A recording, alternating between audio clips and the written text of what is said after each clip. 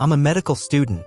I don't want to get into too much detail because I'm sure if my dean read this, I'd be deemed unfit to practice medicine. Frankly, maybe I am, but it's been my dream to be a doctor since I was a kid.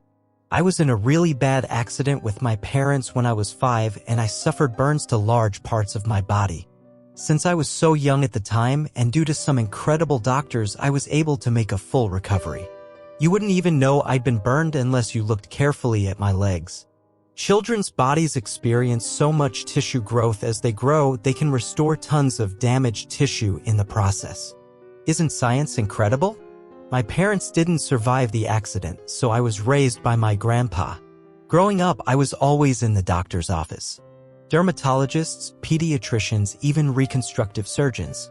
They were my heroes and I wanted to be just like them. My grandpa has a picture of me using a toy stethoscope on the cat that he loved showing people. When I found out how much work you have to put in to be a doctor, I got serious. I always got the top grades, led the extracurriculars, and shadowed in my off time. It paid off when it came time to apply for med school. I go to a prestigious historic university in New England. During your first year of medical school, you take anatomy, complete with cadaver dissection. Yeah, you cut up a dead human body. It sounds crazy, but there's no better way to understand the body. Every school does it a little differently, but in my school you're assigned a cadaver that they refer to as your first patient. They have a set of odd traditions spanning back to when the school was founded in the 1700s. When someone donates their body to the school, they write a letter to the student who will be dissecting them. The letter usually tells the story of the body and the major events it's been through, as well as what they hope their body will help teach us. I tried my best to treat my cadaver with respect, so I would always begin and end a dissection by thanking my cadaver. I knew a few students who would say a quick prayer, but that stuff isn't for me. Hard to believe in a god when your whole family burns alive, huh? But enough about that. The entire anatomy building has an oppressive, morbid aura. Carved above the doorway of the old stone archway is the phrase Mortui vivos docent, which means the dead teach the living. It's always freezing cold inside, even during the short New England summers. People joke about the building being haunted for obvious reasons. It even looks a bit like a mausoleum. To make it even more unsettling, it is the most confusing building to navigate I've ever been in. I don't know what the person designing it was thinking. Short, narrow hallways run into each other at odd angles. Finding a particular professor's lab is nearly impossible unless someone takes you there first. I'll call my professor Dr. Lucas to keep this anonymous. Dr. Lucas is an old man with a bushy beard and an unplaceable European accent. He never says much, but he reminded me a lot of my grandpa. Whenever I'd make a mistake, rather than harshly critique like some professors, he'd always say, "Excellent attempt," which was really encouraging.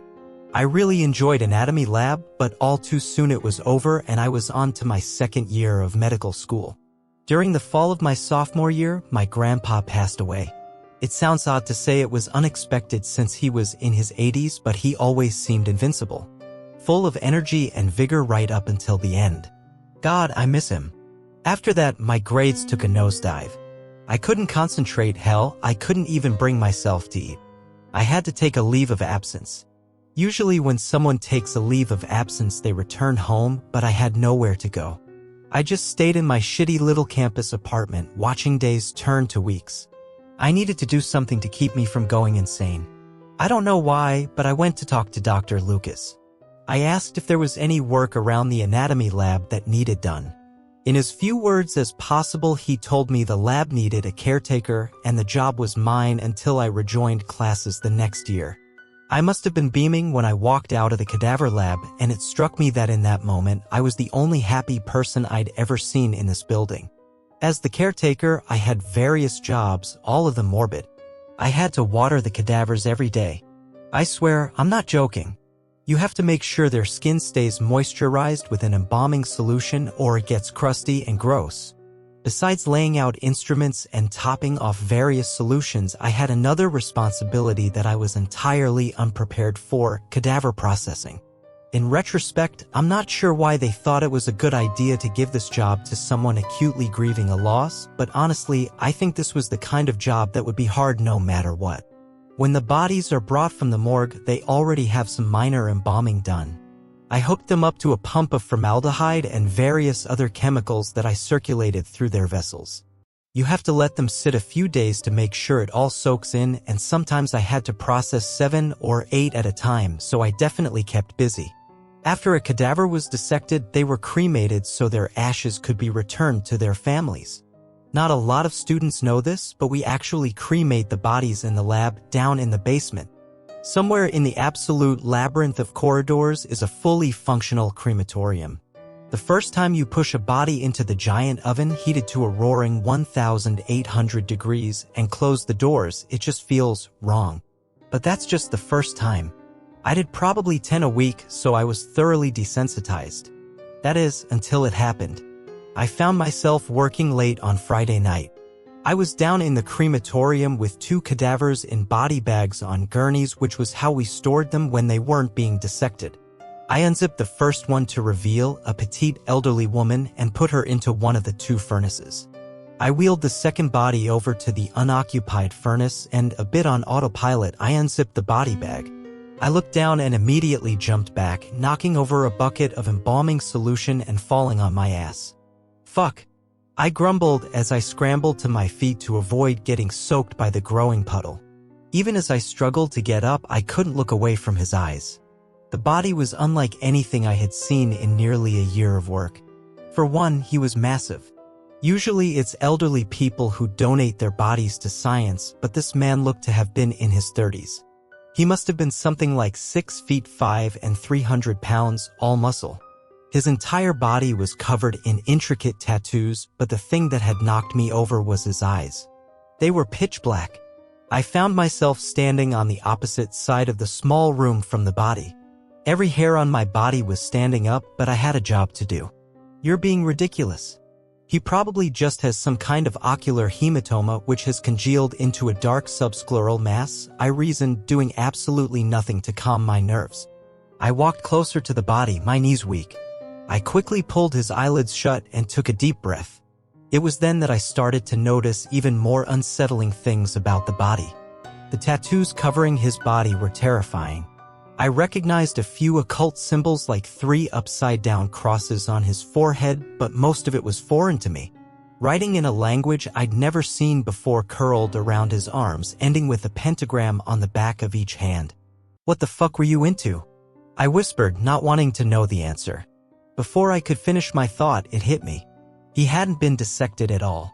His entire body was intact, not a single incision. What was he doing in the crematorium? All our cadavers come with a tote tag with an ID number and 3 checkboxes. 1 means ready to be processed, 2 means ready to dissect, and 3 means ready to cremate. I looked at his toe and the string was there, but the tag was missing. I looked at the door. I didn't know what was going on, but I wanted to get out of there. I felt my heart beating out of my chest. My ears rang and I choked on my own anxious breaths. "You're a scientist. You've been working for this your entire life. What are you afraid of? You don't even believe in demons." I shook my head and tried to clear my mind. I wanted to put him in the furnace and be done with it, but I had to find the toe tag first. Sometimes they fall off of the string, but they always end up in the body bag somewhere. I quickly scanned the table to no avail. I thought maybe it had slipped under the body, which happens occasionally. I took a deep breath and grabbed one of the cadaver's giant arms. I braced myself to pull him onto his side when I felt his icy fingers wrap around my wrist. I screamed, jumping away, and his arm limply fell to his side. Fuck me, was I going insane? That did not just happen. That did not just happen. I whimpered to myself, backing towards the door. I refused to take my eyes off the body, feeling along the wall behind me trying to find the doorknob. As my shaking hands fumbled along the wall, I accidentally hit the light switch, suffocating the entire room with darkness. The only thing illuminating the room was the glow of the furnace on the other side of the room. Tears running down my face, I frantically clawed at the wall, begging the lights to turn back on. I finally found the switch, slammed it down, and whipped around, expecting the cadaver to be right behind me. It wasn't behind me. In fact, it wasn't in the room at all. It was gone. I honestly didn't care if I was going crazy at that point. I threw open the door and ran down the hall. Sobbing, I whipped around the corner and ran down another hall. And another. And another. In my utter panic, it took me longer than it should have to realize that I should have made it to the stairs already. The building wasn't this large. Where the fuck was I? I turned another corner and slammed into a brick wall with a sickening crack. I broke my nose and nearly knocked myself out. Stunned, I staggered back and the room seemed to spin around me. I turned to run back the way I came, unsteadily preparing to run in the opposite direction, praying I'd see the stairs around the next corner. I shook my head to clear the concussive fog, the blood streaming down my face splattering on the walls around me when I saw it. The room at the end of the hall was the crematorium. I looked around frantically, unable to believe what I was seeing. On one end of the hall was the wall with blood and tissue smeared from where my nose had impacted. The bare, doorless brick walls on either side stretched towards the maw of the crematorium, funneling me into hell. I must have stood there for 5 minutes, crying, bleeding, gasping and choking, refusing to believe the reality of my situation. I had nowhere else to go. I still don't know why I decided to go back into the crematorium. I was so terrified you'd think I'd have starved to death in my little corner before I set foot in that cursed space, but I felt compelled. I staggered towards the door, almost against my own will, but my knees were so weak they gave out. I crawled on my hands and knees to the doorframe, using it to pull myself up. The crematorium was exactly how I left it. One oven on, 2 empty tables, a spilled bucket of embalming fluid on the floor. No monster, no demons. I turned around to see if the dead end behind me was still there, but before I could check, the crack of bursting bulbs made me jump again as the lights went out, plunging me again into darkness. The lone light came from the furnace. The flicker of the flame cast shadows that danced across the room. I stood transfixed by the fire, watching it curl and leap about. It was so warm and bright. Like a fireplace on a snowy day or the break of dawn on a moonless night, it radiated comfort and light. I shuffled towards it as the begging voice of self-preservation fell silent. As I drew closer, I thought I heard something, but it was almost imperceptibly quiet. It came from the fire, but it also came from within me. It grew louder, then louder still, and then it was all around me, penetrating my very being. The screaming voices called out to me by name, calling forth memories I didn't know I possessed. "Mom? Dad?" I whispered, reaching out for the flame. "Are you there?" The dancing flames started to take human forms I had only seen in pictures for over 20 years. "It's okay, I'm coming," I found myself saying as I reached for the furnace door. "I'm coming." I turned the handle and the flames leapt out ready to embrace me, but I didn't even feel the heat. "I'm here now. We're together." I raised my foot to the door of the furnace, bracing myself on the frame. The sound of searing flesh fell on deaf ears as I prepared to step in. I was so ready to feel whole again. I smiled as the skin on my lips cracked from the heat. Without warning, the face of the demon cadaver burst out from the flames. Eyes black as night, teeth like knives, it came at me, through me, and all went black. I woke up in the hospital. They told me I had slipped on the embalming fluid and hit my head. My hand had fallen against the furnace and gotten burned. It was wrapped in nostalgic bandages. They said I was having a panic attack when I tried to explain and pumped me full of Valium. They try not to involuntarily institutionalize medical students since it'll affect our licensing as doctors. I've been in bed for 2 weeks. I can't bring myself to go outside. I barely leave my room. I feel my mind slipping. I smell smoke at night. I hear the crackling of flames all the time. Last night, I turned on the burners of my gas stove, staring into the flames, and it felt like home.